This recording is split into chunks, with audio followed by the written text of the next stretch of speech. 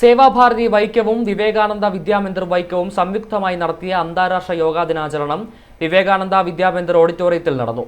Vaikom government hospital superintendent doctor twinkle Prabhakaran ഭദ്രദീപം കൊളുത്തി ഉദ്ഘാടനം ചെയ്തു.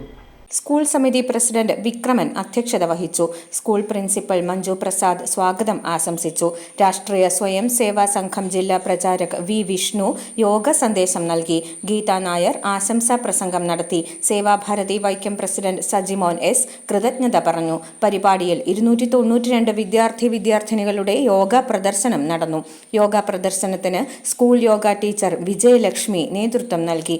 വിദ്യാർത്ഥിനികൾ, അധ്യാപകർ, അനധ്യാപകർ, സേവാഭാരതി പ്രവർത്തകർ തുടങ്ങി 338 പേർ പരിപാടിയിൽ പങ്കെടുത്തു.